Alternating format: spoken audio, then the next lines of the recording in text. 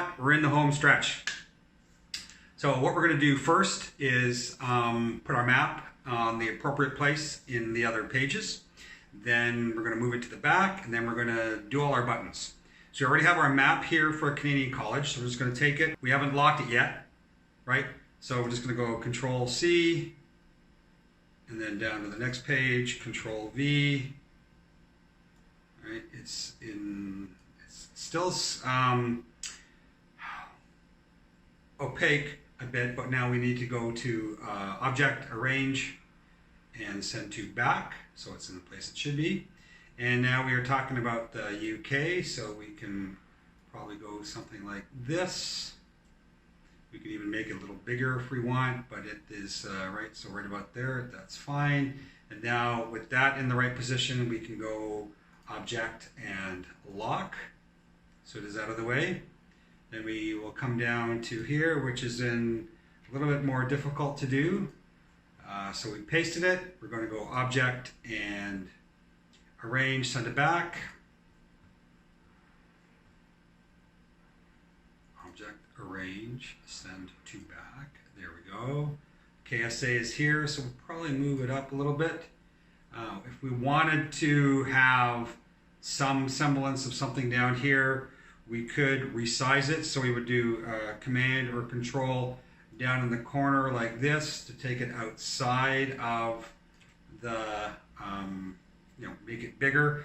This part would not be shown because it's outside, which is not that big of a deal, though we would still want to move it up a bit because Saudi is here.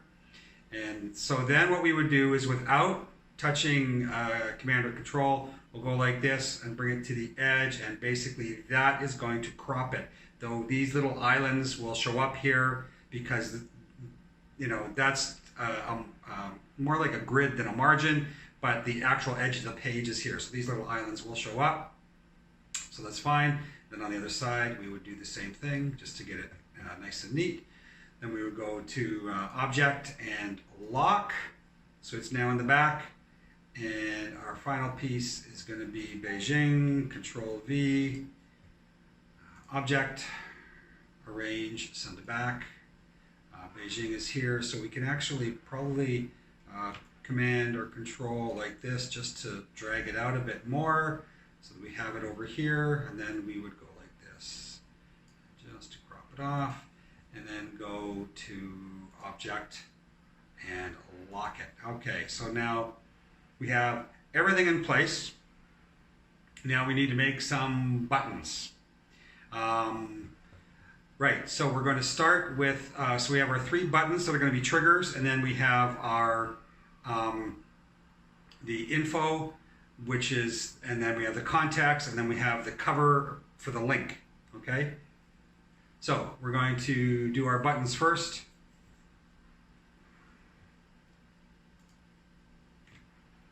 Bring it up, make it a little bit bigger, and we're going to call it button. We're going to call this CC1-BTN.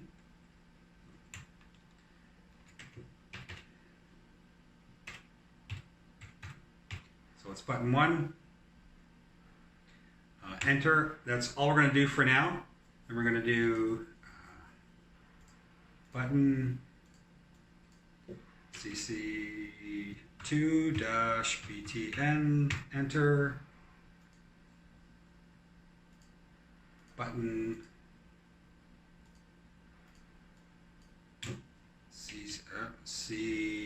CC3-button, okay? Because we know on all the pages it's the same thing. We know what the 1, 2, 3 it does. So now we'll come up to this one. We will go, first of all, we will make it a button, and it's just going to be CC info. Okay, CC info. We're not going to do anything else with it. We're going to hit enter, but then we are going to go down here, hidden until triggered. Then we're going to, while it's still highlighted, go up to animation, CC info. We're going to choose fly in from right. This is a lot like you would see in PowerPoint. So fly in from the right. We can make it as slow or as fast as we want. But what we really want to do is not on page load. We now want to go on click. So you're going to click on click, and then you're going to go back and you're going to unclick on page load. So it should just be the one, right?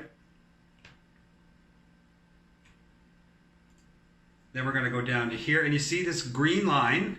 This means that the animation that sort of shows the path. A couple of other things to look at is in any object, if you see this little button, actually that means it's a button. If you see this little pathway, it means it's some sort of an animation. So when you're just looking at a screen, whether it's your own screen, something you haven't looked at in a while, something that someone showed you, you can get an idea of what the different objects do just by looking from it in the design view. Okay, so then we're going to click on this part here. We're going to go to buttons. Okay, we're going to make it a button. We're going to call it CC context.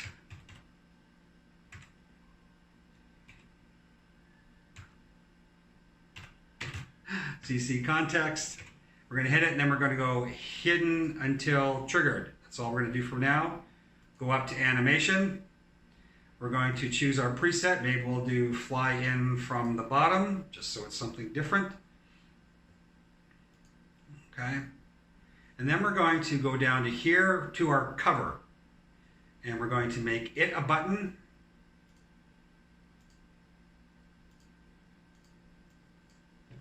CC cover, because it's covering our link. That's all it's going to do. Now we're not going to hide it because we need it to be there. Okay. And we're not going to animate it. Oh, yes, we are going to animate it. Sorry, my bad. We're going to do something very unique, because if you remember back when we tried it earlier on to do our link, and we did a text link, when I was prepping to do the filming for this, I realized there's another little quirk, so I'm going to show you how we're going to deal with this. Anyway, so the cover we're going to make into a button, plus we are going to need to animate it because it's going to need to disappear. Sorry. So, button. We didn't save it. Bad for me. CC cover. Enter. Animate. CC cover. Choose, and we are going to make it fade out fairly quickly. Then we're going to do something very unique. At the very bottom here, we're going to say hide after animating. Now you can see there's the same thing there that's in the button window, because you can do certain animations that don't require a button, similar to what we did with the initial text. You actually could have done it within the animation. But we're going to go hide after animating. And this is a big deal. But again, it's not on page load. It is on click, so we need to get rid of the on-page load. This is a very important feature, because what I remembered as I was going through the prep for this is, I'll move this out of the way, is remember we made this as a URL text link. And when you're doing a book and you're doing a text link, it's very easy. But what happens here is this cover, if we didn't say that basically hide after animating, it's still there. So even though when the cover goes away, there's this weird layer over top of this. So what we're going to do is not the text. We're going to create the text box like we did. We're going to add, so okay, right, so we'll do the same thing, okay? Just to do it from scratch again, right? We're going to do a text box like this. Okay, then we're not going to add anything in it. We're going to go back to our selection tool. We're going to make it white. So we have a white text box. And then what I want you to do is just, we're going to copy and paste this in. So what we want is we still want the appearance of a normal link, sort of that blue underline, because that's what a lot of people are used to. You don't have to, okay? You don't have to. But what we're going to do is we're going to make this a button. A very unique button. We're going to go button here. We're going to call it the CC link.